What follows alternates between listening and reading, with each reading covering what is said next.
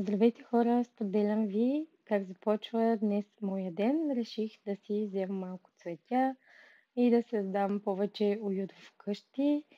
Според мен е чудесен начин да се освежи пространството. Ето какво се получи от моята аранжировка. На масата там също си имам едно цветенце. Ето този може би най-много ми допадна.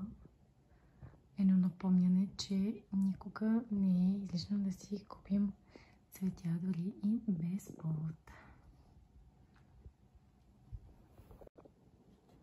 Ето го този супер нежничък се получи.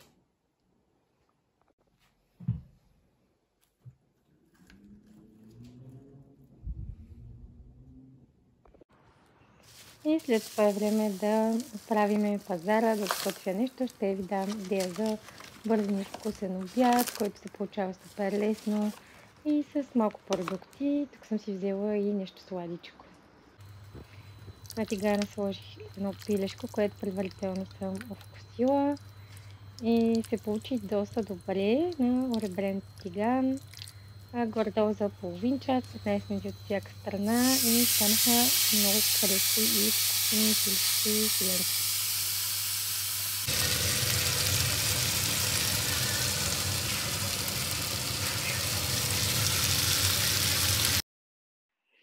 След това реших да импровизирам с една салата с домати, моцарела и песто. Не знам защо реших да добавя и чушки, но се получи приятно и се опитах да проверя чинията по малко по-красив начин. А пък ето това е вече финалния резултат, когато добавих и месото, се стана супер обяд. Забравя да кажа, в края на това видео ще има изненада, така че остани до края на това видео. Здравейте хора, аз съм Кая. Ако за първи път попадате на мое видео, снимам видеа на тема лайфстайл, козметика, грим, грижа за кожата, майчинство, въобще много различни теми има тук, така че ще се радвам да ме последвате, да се абонирате и да си споделяме заедно всякакви трикове, интересни неща. Днешното видео съм ви подготвила няколко по-нетипични, така да се каже, пратки, които получих. Ако искаш да разбереш какви са, остани до края на това видео.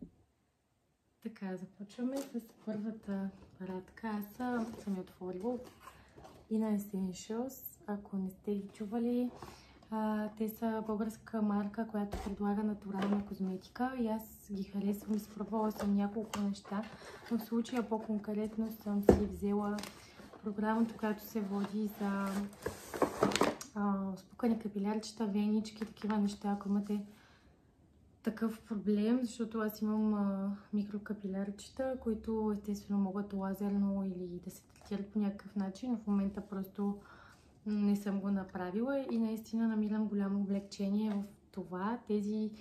Те са като соли за вана, които са с много натурални съставки. Мисля, че с конски кестен, да, и какво беше още? С английска сол от мъртво море, смрадлика и конски кестен, да. Освен това има и две мехлемчета, които пристигат с този пакет. Той се води за 3-месечна серия.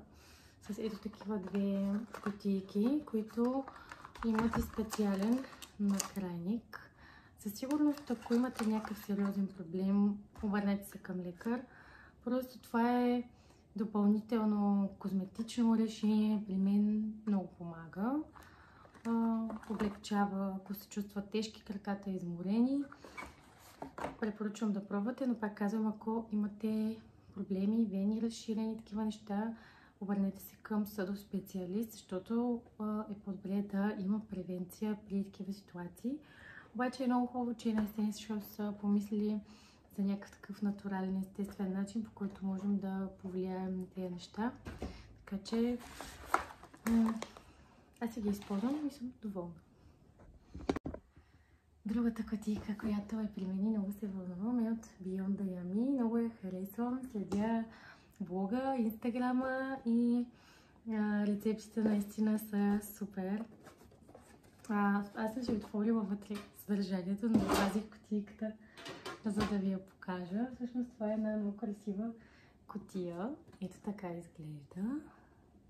И вътре има рецепти. Рецептите на Гери наистина много ми харесват. Винаги изглеждат толкова вкусно. Те са подредени, имат си разделителче. Сега ще ви ги покажа, защото аз съм си ги прибрала в кутийката. Да. Значи ето така изглеждат горе-долу. И като си имат такива разделителчета, например, тук пише обяд, вечеря. Може да си ги подредите.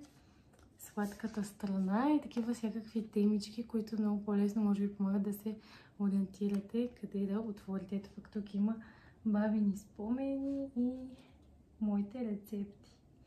И така много са готини. Препоръчвам да си ги вземете и да направите да си изготвите нещо вкусно. Особено ако обичате да готвите, със сигурност е нещо много полезно. И самата кутийка е много красива, така че ще си я сложа в кухнята да ми я краси. Искам да ви покажа и едно съкровище парфюмче. Аз много обичам парфюми, наистина са ми голяма слабост. Парфюмът е от Arabian Secret. Ето така изглеждат повечето им опаковките, има и са еднакви. И аз много харесвам такива по-силни, по-тежки парфюми. Може би и затова като цяло ми допадат повече арабските парфюми, въпреки че те имат и доста леки варианти, но този специално се казва Хабиби. Като опаковка, ето така изглежда.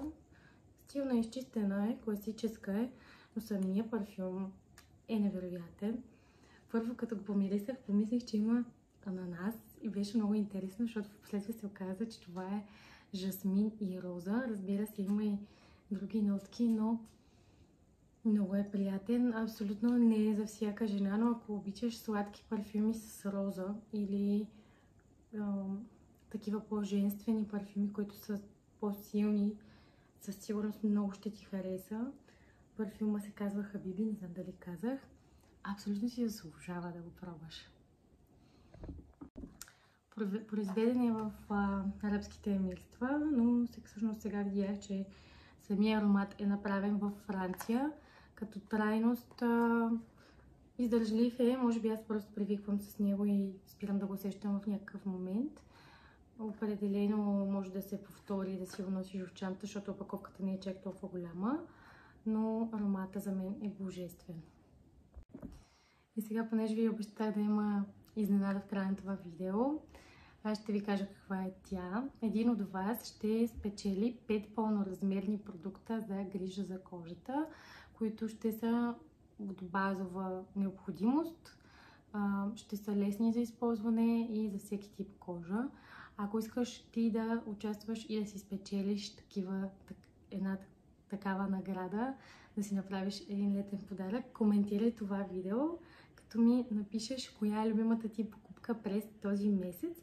И така на последния ден от този месец ще изтегля победителя и един от вас ще спечели, пак казвам, 5 пълноразмерни продукта за грижа за кожата, които са абсолютно окей да бъдат използвани от всякаква възраст, всякакъв тип кожа, така че просто исках да е нещо, което е полезно, особено сега в жигата, когато използваме много слънцезащита, ходим на море, кожата се зацапва, кой няма нужда да се погрижи още малко допълнително. Наградата е много хубава и нямам търпение да ви покажа каква е, затова побързи да коментираш и да участваш. Това беше всичко от това видео. Исках да споделя най-интересните покупки, които пристигнаха при мен наскоро. Не забравяй да се абонираш за канала ми и да ме последваш за още такива видеа. Чао, чао!